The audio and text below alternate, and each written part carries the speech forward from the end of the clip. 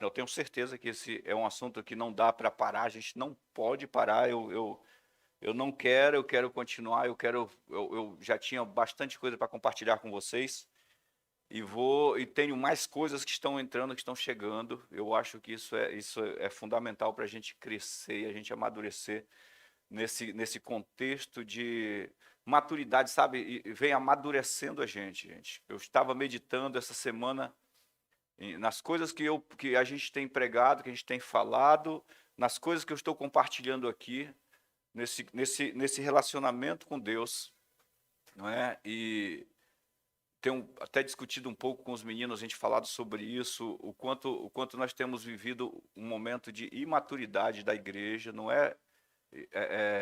isoladamente, tá muito, digamos assim, está grande a questão da imaturidade da igreja com relação ao relacionamento com Deus e o relacionamento com as pessoas.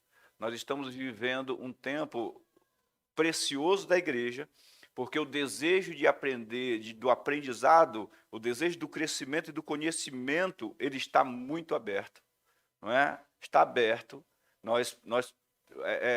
Eu me lembro que o Espírito Santo falou isso na entrada de 2020, em dezembro, acho de 2019, dezembro de 2019, o Espírito Santo me deu uma palavra para o final do ano sobre essa entrada, esse campo de expansão onde Deus se apresentaria de uma forma sobrenatural, não é? E está acontecendo isso no meio da gente, já aí para 2 anos, vai fazer 2 anos isso aí.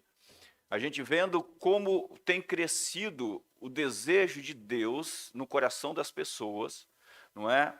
E como Deus tem se manifestado não apenas por meio, aparentemente, daquilo que era, que pensamento tradicional, mas hoje nós temos aí uma juventude apaixonada de verdade por Jesus.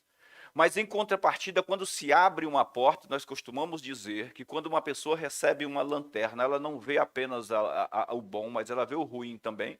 Se você acende a lanterna na mão de alguém, ela não vai enxergar apenas o bom, mas ela vai enxergar o ruim, isso é maravilhoso. Mas, da mesma forma, quando se abre a mente para o aprendizado, quando um campo de aprendizado está aberto, não pensem que apenas Deus vai trabalhar disso, o inferno também vai tentar colocar a ideia dele lá dentro, né, no coração das pessoas.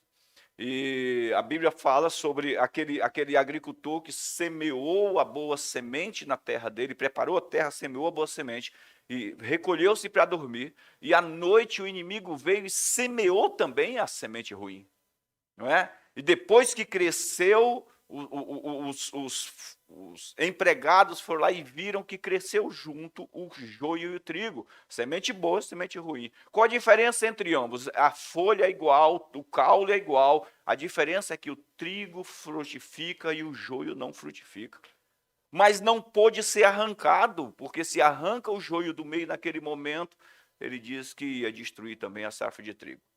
Então, quando nós falamos de crescimento, quando eu iniciei trazendo para a gente esse estudo, não é, sobre o crescimento, a santificação por meio do Espírito, eu me lembro que o primeiro verso, há 4 ou 5 cultos atrás, foi a questão da forma como a palavra de Deus é manipulada, e ainda será manipulada para benefício próprio, como Paulo disse para Timóteo. Alguns se utilizam da piedade para obter lucro, não é? Ou seja, cria uma radicalidade, uma mentalidade unilateral, onde tudo que se lê no Evangelho, um exemplo, tudo que se lê no Evangelho fala de dinheiro.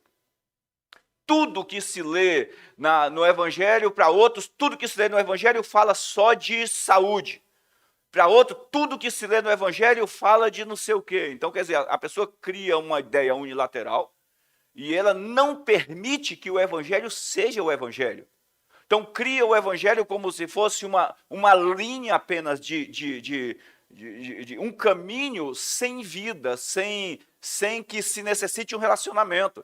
Quando a gente enxerga o Evangelho como uma pessoa, alguém com quem a gente se relaciona, a gente entende que ele não é não é uma única via. Não é uma única via. Deus é um relacionamento. É um relacionamento, e nesse relacionamento, a Bíblia diz no capítulo 7 de Hebreus, que sem sombra de dúvida, o menor será abençoado pelo maior. Então, há uma absorção. Quando eu ando com Deus, quando eu me relaciono com Deus, eu absorvo, sendo o menor na situação, eu absorvo dele, eu recebo dele. Eu sou preenchido dele. E eu vou me tornando aquilo que ele é na prática. Aquilo que ele é na prática.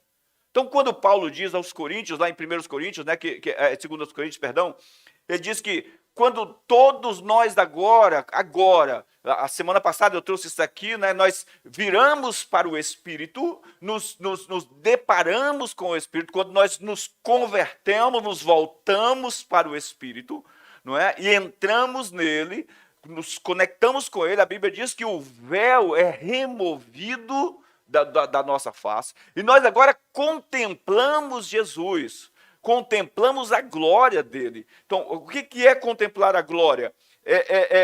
Refletimos que é você contemplar a realidade de Cristo. Ele diz, agora, segundo aquilo que nós estamos contemplando, nós vamos sendo transformados pelo Espírito que é o Senhor.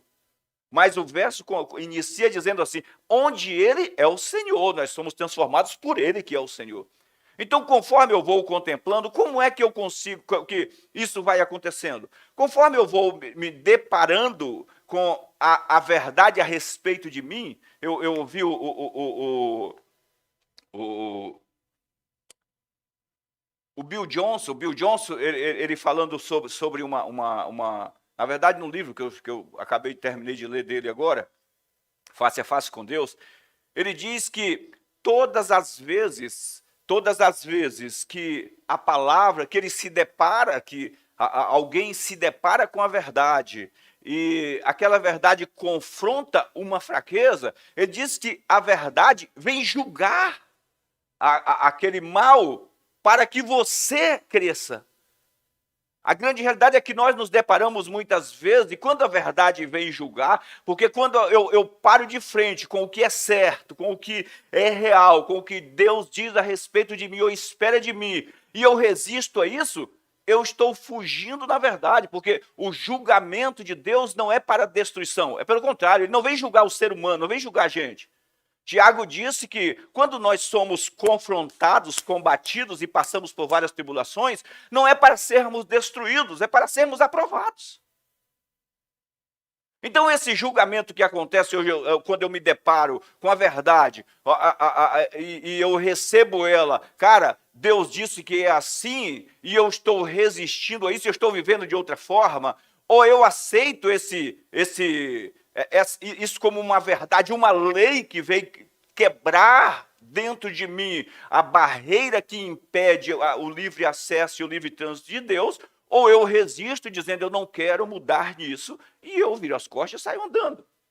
Então, qual é a ideia do Espírito Santo quando eu me deparo com a palavra, quando eu reflito a glória de Deus? É me transformar à imagem de Jesus, segundo a imagem de Jesus. É me tornar esse cara, ou esse homem ou essa mulher, que funciona igual a ele. Que funciona igual. Efésios, põe para mim, Henrique, Efésios 2, o verso 2:10 aqui, por favor. Efésios 2:10 diz assim, pois nós somos feituras de Deus, criados em Cristo Jesus para as boas obras, as quais Deus de antemão preparou para que andássemos nela. Essa expressão andássemos nela é para que a gente funcione igual. Criados em Jesus para funcionar igual a Ele. E o que é, então, o que nós entendemos como frutificação? Paulo diz lá para Timóteo que alguns ensinos errados usam da piedade para benefício próprio, para ganho próprio. Ele diz, mas a piedade de fato é fonte de lucro, mas quando ela está com contentamento, quando ela vem acompanhada de gratidão. O que é piedade? Cuidado com as coisas santas, com as coisas de Deus, é honra, é preservação daquilo que é santo, daquilo que é divino. E, na verdade, na prática, piedade é viver uma vida santa. Piedade é onde eu me rendo, me entrego, contemplo as coisas de Deus e honro e cuido e tenho esse apreço, não é? Apreço pelo que é divino, pelo que é do céu, e eu vou me tornando isso, porque é algo vivo, é a contemplação de algo vivo, não é algo inanimado. Salmo 115 diz que aquele que contempla uma imagem de escultura que é inanimada se torna igual a ela. Presta atenção, gente. Que coisa louca. O que contempla uma imagem... porque contempla um Deus que tem boca e não fala, tem ouvidos e não ouve, tem nariz, mas não sente nenhum cheiro, tem olhos, mas não vê, diz, tornam-se semelhantes a ele, todos os que os fabricam e que contemplam ele. Se contemplando uma imagem, um ser inanimado, é possível tornar-se igual a ele, sem sentido. Você imagine contemplando alguém que é vivo e que tem o poder de te atrair, como é o caso de Jesus. Então, o processo de santificação, ele nos leva direto para esse ponto, ó, funcionamento, funcionar igual a Deus, caminho, funcionar, para as boas obras, as quais ele preparou para que nós funcionássemos iguais a ele. Esse é o propósito, esse é o projeto de Deus para a vida do cristão. Eu quero funcionar igual a Jesus. Você pode repetir comigo? Eu quero funcionar nessa terra igual a Jesus. Foi o que ele disse, aquele que está nele deve andar como ele andou. João disse, olha, tal qual ele é. Paulo, né? É Paulo? É, foi, um deles disseram. Né? João é. Tal qual ele é, nós também somos quando? Nesse mundo, gente. Então, quer dizer, já existe uma natureza, agora o produto desta natureza é um funcionamento igual. Então, a gente vai caminhando para uma maturidade onde, como eu não posso esperar, talvez eu fique repetitivo nisso aí, né, sempre dizendo, eu não posso esperar que um pai confie coisas grandes para um filho imaturo, como eu não espero que isso aconteça por parte de um pai natural, como é que eu posso esperar que o pai espiritual confie? Não dá para a gente esperar isso e viver dessa forma. Não, eu vou andar de qualquer jeito, eu vou viver de qualquer jeito, e o meu pai vai confiar responsabilidades maiores. Porque às vezes as pessoas pensam que Deus me abençoou com o dinheiro, isso é responsabilidade. Gente, isso é bobeira. Isso não é responsabilidade grande. Isso não é, são coisas que não vão chegar no céu, não vão lá para o céu, que não se ajunta no céu. São coisas que não se somam, não se contabilizam no céu. Não é? É importante que a gente compreenda isso. Romanos, capítulo de número 8, Henrique, por gentileza, o verso número 26. Romanos 8, 26 diz assim, também o Espírito, semelhantemente, nos assiste em nossas fraquezas, algumas traduções nos ajuda em nossa fraqueza, porque não sabemos orar como convém, mas o mesmo Espírito intercede por nós sobremaneira com gemidos inexprimíveis. 27.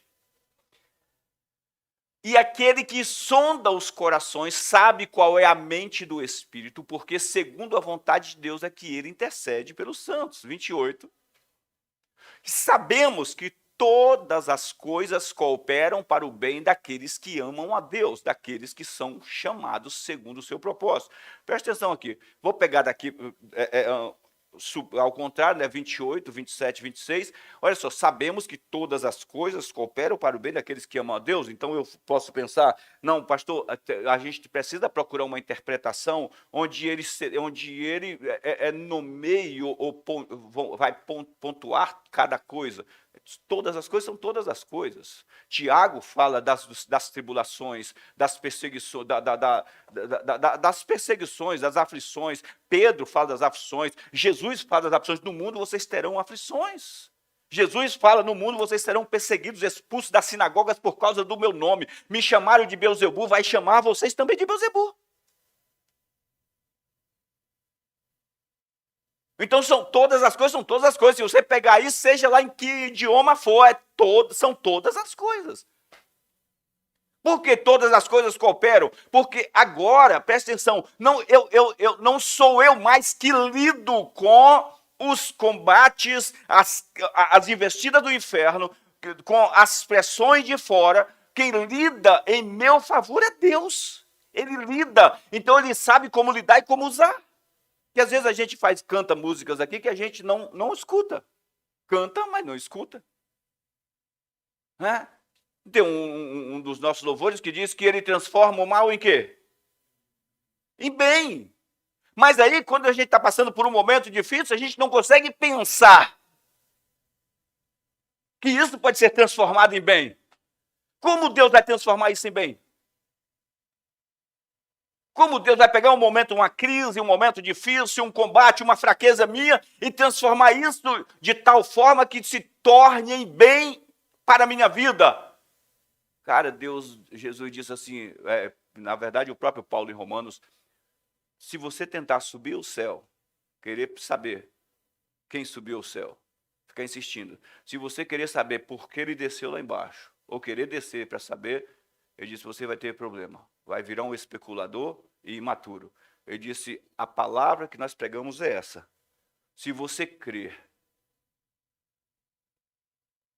em teu coração que Jesus é teu Senhor, se você crer que ele ressuscitou dos mortos e declarar que como teu Senhor, ele disse, isso aí já é suficiente para você viver a salvação dele. Ou seja, eu não preciso especular qual é o tipo de problema, porque como Deus vai usar, que tipo de material ele vai se transformar. Uma coisa é certa, eu acredito que ele vai me ajudar em toda e qualquer situação que eu estiver enfrentando na minha vida, desde que eu submeta a minha vida a ele e a minha necessidade a ele.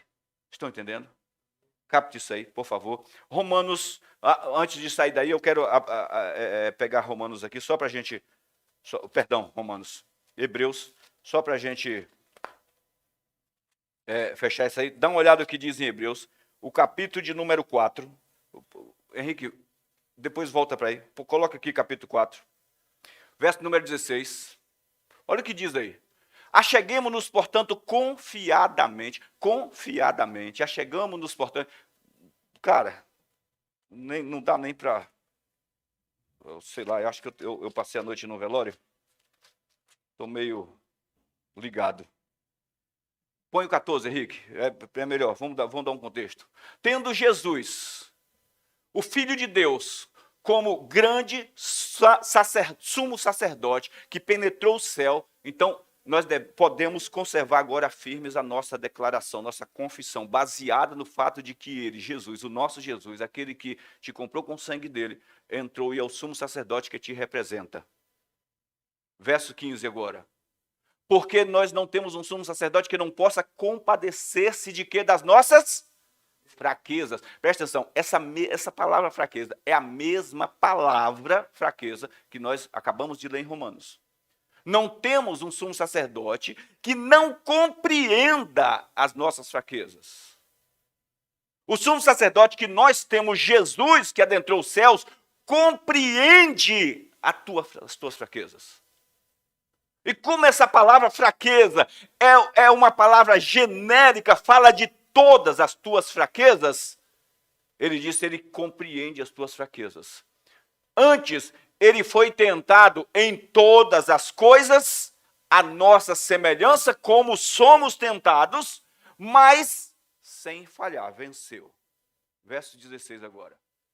Portanto, acheguemo-nos confiadamente, baseado no fato de que aquele que pode compadecer-se das nossas fraquezas, porque ele conhece as nossas fraquezas, isso é muito legal, porque muitas vezes a mentalidade religiosa ou tradicional, nós temos religião, nós temos o tradicionalismo, nós temos um monte de coisas que atrapalham o relacionamento com Deus, nos impede de sermos honestos e filhos. Duas coisas que é importante ser com Deus. Primeiro, filhos. Segundo, honestos. Muitas vezes nós somos religiosos, não somos honestos. E às vezes somos honestos, mas não nos posicionamos como filhos. É preciso que sejamos honestos, e honestos é alguém que transparente, honesto fala de transparência, honesto fala daquilo que de fato sabe que é, porque eu duvido muito que um filho de Deus, nascido de novo, um homem ou uma mulher nascido de novo, nascida de novo, não saiba o seu limite. Eu duvido muito. Pastor, eu achava que eu ia conseguir. Não, eu achava que eu conseguia, eu não ia conseguir. Esse negócio de eu achava não funciona. A Bíblia diz que se a palavra do cristão se ensina ou não. Se eu achava, é farol amarelo. Eu não passo. Senhor, estou nessa luta, nessa pindaíba, essa situação. Senhor não, Pai, na verdade, né? Acheguemos-nos, portanto, confiadamente junto ao trono da graça, a fim de recebermos misericórdia. Misericórdia, que vem da palavra aliança, que também tem na sua raiz a palavra aliança, que é Hesed, né? Bom, eu pronuncio assim, da palavra aliança, que vem de aliança, mas a essência de misericórdia, não é que tem a linguagem de aliança, mas tem também, para que recebemos misericórdia, ou seja, eu não seja recompensado com aquilo que eu mereço ser recompensado. Significa uma rendição, onde eu me entrego nas mãos dele, confio nele, de que ele não vai me recompensar com o que eu mereço. Ou seja, eu provoquei e Deus me guardou. Quando eu entro com essa consciência. Às vezes a gente, aí entra a questão de santificação, que não é só não andar falando ou fazendo ou praticando coisa errada, mas também pensando. A mente soberba, coração cheio de soberbo. Tem uma santificação de ideias, uma santificação de propósitos, santificação, viver, santificado, eu falei para vocês aqui, que é o novo, é alguém novo, é exclusivo. É alguém exclusivo para o uso de Deus. Eles serão meu povo, minha propriedade exclusiva. Isso é ser santo. Santo é isso, gente. A ideia de santo que criaram é alguém que é capaz de viver certinho aí no mundo, sozinho não dá, cara. Não dá, nós temos aí quantos milhões de escândalos acontecidos dentro da igreja, de pessoas que desenvolveram um sistema religioso, criaram uma imagem de santo, como dizem os antigos, santo de pau oco, né? Não conseguiram ser. Não conseguiram. Então, quando a Bíblia fala de santificação, fala de alguém que é propriedade exclusiva de Deus. Mas essa propriedade é completa. Tudo. Gostei de o Henrique compartilhou essa semana comigo um corte da mensagem do Luciano Subirá, que ele fala assim, cara, você pertence a Deus por completo. Você não pertence metade a Deus. Porque ele estava falando sobre dízimo, né, que a pessoa foi perguntar para ele se eu devo dar 10%, ele disse, não, 10%, onde é que você viu isso, que é 10%? E a pessoa já ficou feliz, né, estou dizendo que não existe mais negócio de dízimo, ele falou, não, é 100%. Se você entender compra, que ele te comprou, dele não é 10%, dele é tudo, é você e tudo que você tem. Então, quando se fala utiliza a palavra propriedade exclusiva, fala de meus pensamentos, minhas vontades, as direções. Só que isso só funciona cheio dele, gente. Nós somos seres completos, nós nascemos, a Bíblia diz que a criança, olha só, a Bíblia diz que o menino nasce com estutícia, capacidade inerente de praticar o erro. Meu Deus! Uma criança acabou de recém-nascido. Se você não ensinar nada, ele já desenvolve o erro não certo, o errado. Não precisa ensinar nada. Nasceu, deixa lá. Ele não vai aprender a fazer coisa certa sozinho. Ele vai aprender a fazer o errado. Ele vai puxar o rabo do gato. Ele vai tocar fogo, sei lá, no berço. Ele vai crescendo, aprendendo coisa errada. É inerente. Então, nós somos seres completos. O que nós precisamos é aprender o certo. Ou seja, nos permitir que haja o esvaziamento do errado para que o certo assuma o seu lugar. Ou podemos dizer que, dentro da nossa concepção de existência, nós já nascemos meio que religiosos de alguma coisa de berço. Não é? Alguém diz que eu sou crente, como é que crente de berço? Crente de berço? Nasci em berço evangélico. E evangélico era o berço. Não, eu nasci em berço evangélico, evangélico é o berço, é como nascer. O fato de nascer no hospital não faz de você um médico, não é? Então ele diz assim, ó, junto ao trono da graça, a fim de recebermos misericórdia, ou seja, misericórdia está ligado à linguagem da aliança, onde Deus não atribui a mim o salário do meu erro, quando eu falho e me coloco na presença dele, quando eu falho e trago isso para ele, quando eu falho e sou honesto, sincero, porque arrependimento, gente, a palavra arrependimento, que é metanoia, é mudança de mente, não é? É mudança de mente. Ela fala de. Ela não começa com eu fazendo alguma coisa certa. Ela começa com eu pensando certo. Com a pessoa pensando certo. Então ele diz: a recebermos misericórdia, eu entender que, embora eu falhei, eu coloco isso diante dele com um pensamento correto. Pai, pisei na bola, honestidade, transparência. Ele disse, e acharmos graça. Agora, além de ele não me retribuir o salário do meu erro, o meu erro com um salário, ele também me abençoa, além daquilo que eu seria capaz de merecer. Ele disse, para socorro em ocasião, graça para socorro em ocasião oportuna. Você tem algo que você precisa de manifestação da graça onde você pisou na bola? Um negócio que você fez e que foi você, que você sabia que ia dar errado, ou seja, tinha uma percepção, mas acabou não conseguindo fazer certo? Sei lá, um pecado que você cometeu que você, cara, eu não deveria ter ido por esse caminho. Uma compra que você fez, aquela compra do inferno, gato por lebre, sabe aquelas compras do Paraguai, que você vai lá, compra o sonho quando você em casa era um tijolo? Uma venda que você fez que enganou alguém? Um negócio que você fez que você pensou que ia lucrar enganando alguém e no final isso virou uma bucha na tua cabeça? Tem um monte de gente assim dentro da igreja vivendo dessa forma. Sabe aquele aparente lucro momentâneo? E deixa passar? Pois é. Aí agora, pensei, pastor, tem uma. Aí pensa agora o que você merecia. Pastor, o que eu merecia está acontecendo na minha vida algumas coisas estranhas. Eu quero te dizer, misericórdia é ele tomar para si essa aflição sua, te atribuindo graça para que você passe por isso com tranquilidade. A Bíblia diz que junto com a tentação vem o livramento. Graça é o livramento de Deus para que você não sucumba debaixo do próprio erro que você cometeu, da própria ação impensada, da palavra que não foi refletida, da atitude que não foi calculada, da medição que não fez, do mergulho onde não foi. Graça é socorro para os nossos momentos de combate.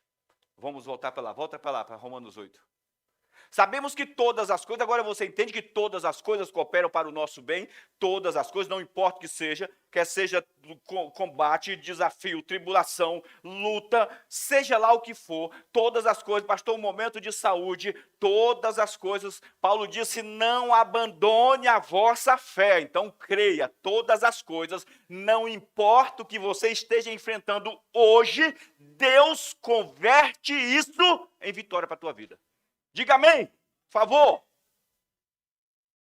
Ele converte. Traga para dentro do campo da fé. Seja honesto com Deus, não vou tirar isso do meio de vocês. Transparência, honestidade com Deus. É muito ruim quando a gente pensa que Deus só ouve aquilo que a gente fala. Isso é muito ruim, que Deus só vê aquilo que eu abri a boca e falei. A grande realidade é que Ele age em meu favor sobre aquilo que eu abri a boca e falei. Ele age em meu favor. Mas aquilo que eu penso que Deus não viu, ele viu. E muitas vezes isso põe a mão no peito de Deus e não deixa ele fazer o que ele precisa fazer. Verso de número 27, 26. Volta agora, pode voltar para o 26, Henrique. Também o Espírito semelhantemente nos ajuda, nos assiste, essa palavra assiste, nos ajuda em nossa fraqueza. Palavra fraqueza, volto a dizer, é aquela palavra lá que Jesus conhece as nossas fraquezas. Essa palavra é uma palavra genérica que fala de todo tipo de fraqueza que você vem estar só passando, seja lá o que for, desde uma fraqueza física até uma fraqueza física, emocional, sentimental, até uma fraqueza financeira, um momento financeiro que você está enfrentando, uma fraqueza, mãos atadas diante do relacionamento conjugal, mãos atadas diante do relacionamento com o pai, com o filho, mãos atadas. Ontem mesmo nós enfrentamos um problema aí, né, sobre a correria para resolver a papelada lá burocrática. Eu nunca vi tanta burocracia, gente. Eu vou falar para vocês, nosso país ele é complicadinho nisso aí. Vladimir, eu gastei todo esse tempo falando pro pessoal, cara, se cuida da tua saúde, para você ficar vivo. Porque está mais difícil, mais caro, mais burocrático para morrer do que para continuar vivo. Porque para continuar vivo você mesmo corre atrás dos seus prejuízos. O dia inteiro ontem, até, sei lá, 9 da noite, foi que a gente conseguir resolver. Foi um monte de coisas. E eu orando em línguas e falando com Deus, Senhor, dá a direção, o inferno tentando chapar em cima, a gente declarando, é isso aqui, vai acontecer isso, é assim, né? E até falei pro Jackson, mandei o endereço lá para ele. Eu não mandei, não, falei que ia mandar o endereço para ele pro cemitério. Ele disse, não, pastor, eu vou orar. Eu disse, é isso que a gente precisa estar orando, porque oração, cara, para sair do outro lado. Né, para a gente sair do outro lado, que é um monte de combate e a gente confiando em Deus, isso vai redundar em bênção. O inferno não vai triunfar em área nenhuma. Gente, presta atenção, o inferno não vai triunfar em área nenhuma na tua vida. Ele já é derrotado. Gente, não tem como triunfar. Pense em uma pessoa que já está condenada à morte, ela ganhou na loto. Fala uma coisa para mim, uma pessoa que está condenada à morte, ela ganhou na loto, ela triunfou? Triunfou assim ou não? Não, gente! Pelo amor de Deus! Não, claro que não, está certo. Ele nunca, jamais triunfará sobre a tua vida. A Bíblia diz que o príncipe deste século já está julgado. Então ele não vai. É por isso que todas as coisas contribuem para o teu bem. É por isso. Porque ele não será julgado em meio às suas situações, em meio aos seus combates. Ele já está derrotado. Ainda que ele acertasse na loteria e milhões de dólares caíssem na conta dos infernos, ainda assim tem um fogo esperando ele. É diferente dos filmes que você assiste, que o diabo está lá aterrorizando quem foi para lá, né? Então, essa palavra fraqueza refere-se a todas as fraquezas, é uma palavra grega genérica para fraqueza. Sabe remédio genérico que serve para tudo? A palavra genérica que serve para tudo? Então, essa palavra fraqueza, ela se encaixa em qualquer fraqueza que você tiver. Porque nós não sabemos como orar como convém, mas o mesmo Espírito intercede por nós sobremaneira com gemidos inexprimíveis. Eu quero só te falar, eu já falei disso aqui, mas eu vou falar de novo, porque essa palavra, o Espírito Santo, nos ajuda, nos assiste. Eu até peguei aqui para a gente, deixei separado pela segunda, terceira vez, porque isso eu já reli. Mas é uma palavra tão grande, gente. Olha só, ele nos ajuda. Essa palavra ajuda, olha o tamanho dela. Sinantilambanetai. Palavra grega. Ajuda. Ali assiste, tem 2, 4. Cadê? 1, 2, 3, 4, 5, 6, 7. Ajuda tem 5 letras. Ali tem assiste. A palavra ajuda tem 4 letras. 5 letras. Sinantilambanetai. O Espírito Santo, mas Holy Spirit, Sinantilambanetai, em nossas fraquezas. Nos Sinantilambanetai. Essa palavra é tipo assim, o Espírito Santo pensou numa palavra que pudesse mostrar qual é a ação dele em favor da vida de vocês e da minha. Mas toda palavra isolada, que não fosse conjugada, ela apontaria apenas uma área. E nós entraríamos naquela vala, como, por exemplo, a igreja, há 20 anos atrás, tinha uma ideia de salvação apenas para ir para o céu. Apenas para ir para o céu. Quando você falava de ser curado, um pouco mais de 20 anos, quando você falava de cura em algumas igrejas, num número muito grande de igrejas, não, a cura, sobre cura, viver curado, não. A doença é de Deus, é uma ferramenta que Deus usa para tratar os crentes. Porque lá de trás veio o ensinamento de que a questão salvação era um propósito único e exclusivo para o céu. Que você poderia morrer de qualquer coisa, e muitos textos bíblicos eram usados para explicar isso, para apoiar isso.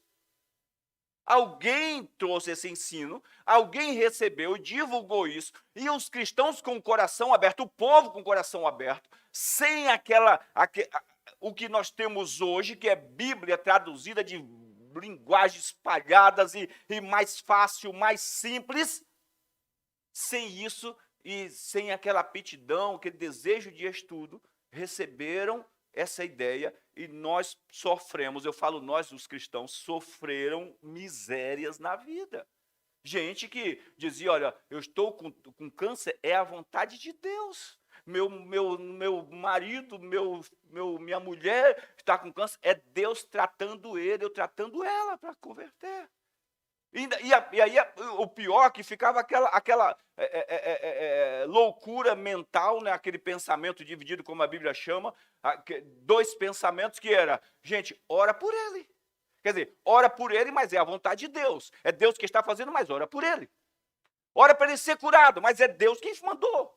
E nós ficamos anos assim, nesse pensamento. Então o Espírito Santo, procurando uma palavra que não criasse esse pensamento único, numa única direção, o Espírito Santo nos ajuda em qual fraqueza? Sei lá, em fraqueza física.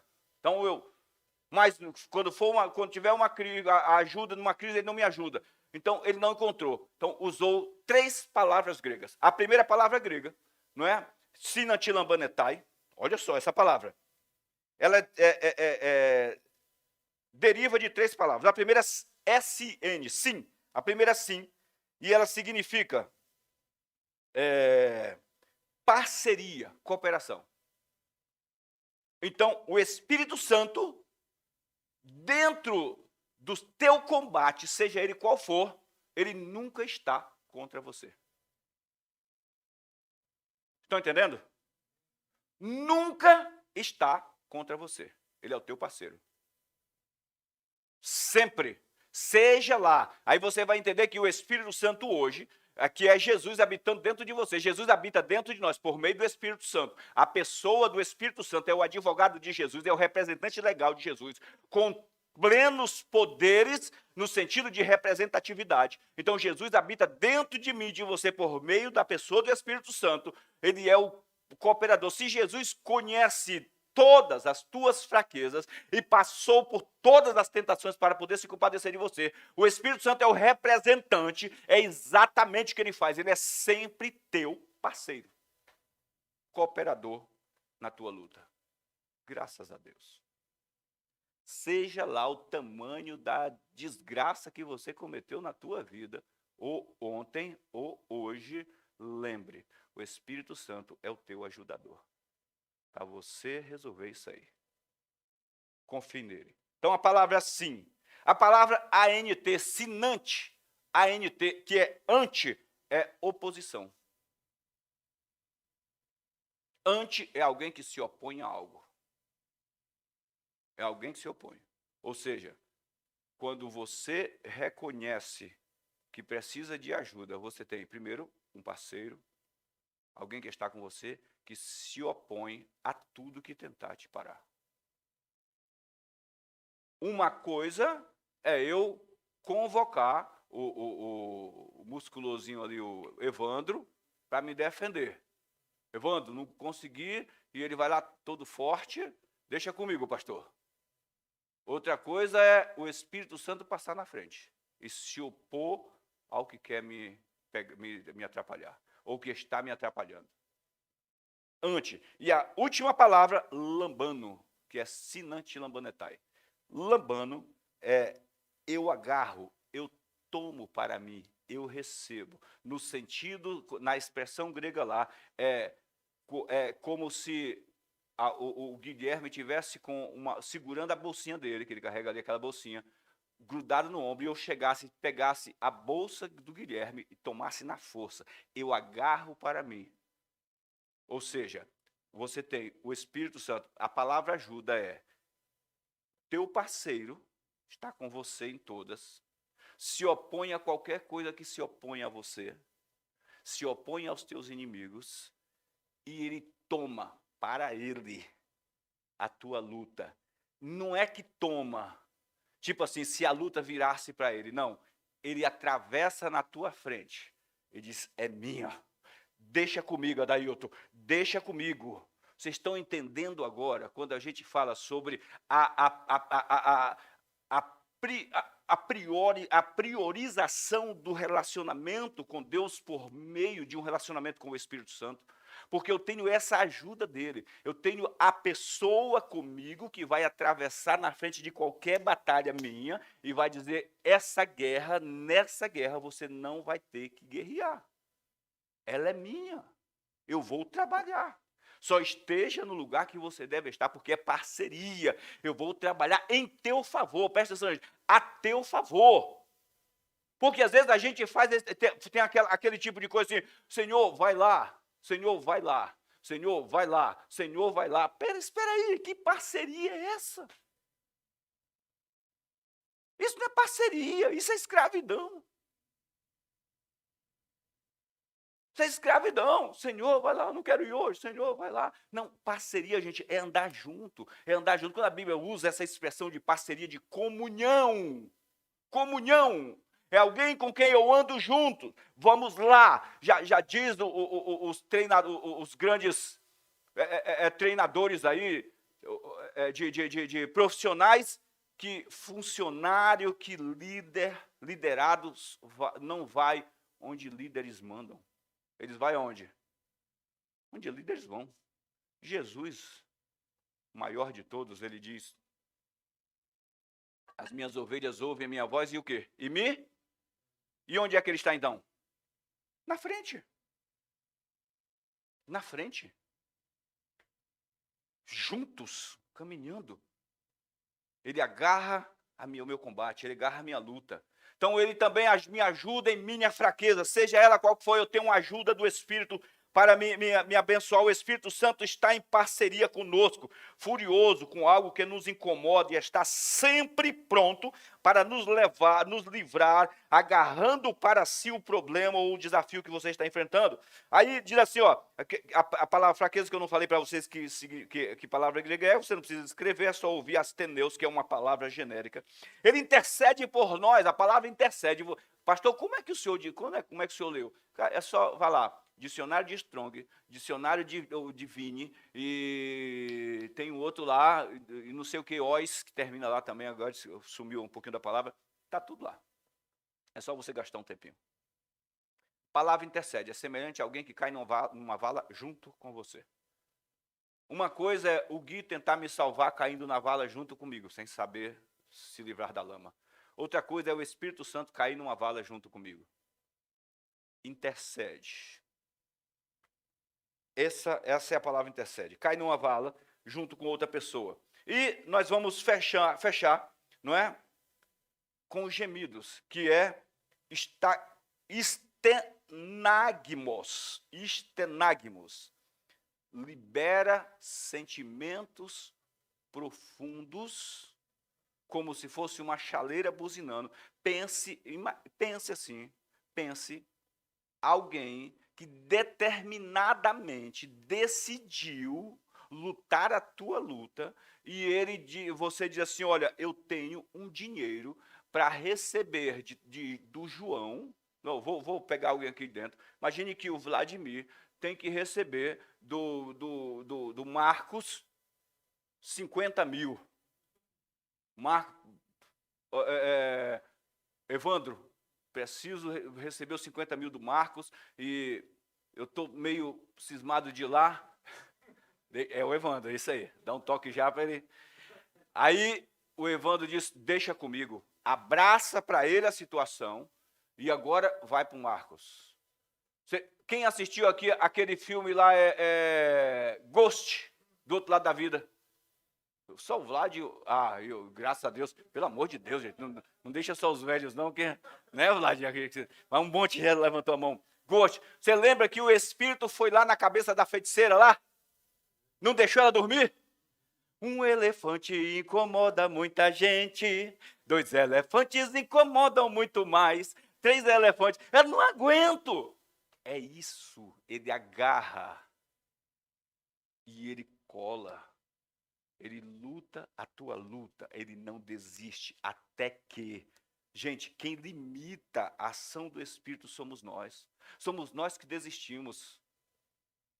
A Bíblia diz: vocês precisam de perseverança, para que depois de haver feito a vontade de Deus, alcanceis a promessa. Perseverança. Quem limita essa continuidade, porque é parceria, cara. Se eu virar as costas, ele vira. Cara, se eu recolher a mão, ele recolhe. Ele está lutando por quem? Quem é que precisa de ajuda? Nós, gente. Não está escrito em lugar nenhum que Deus precisa de ajuda. Quem me ajudará?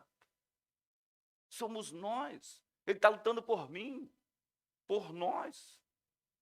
Quando Israel estava lá em guerra, Moisés estava lá com a mão levantada. Com a mão levantada. E Josué para cima, para cima. A Bíblia diz que, não diz que Josué recuou, diz que o inimigo prevalecia quando Moisés baixava a mão, mas não fala que Josué recuou. Não fala.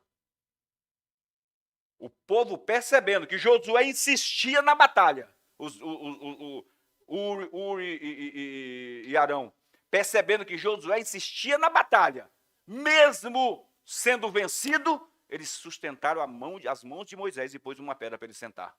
Mas Josué insistia lá, encarnado, para cima, encarnado.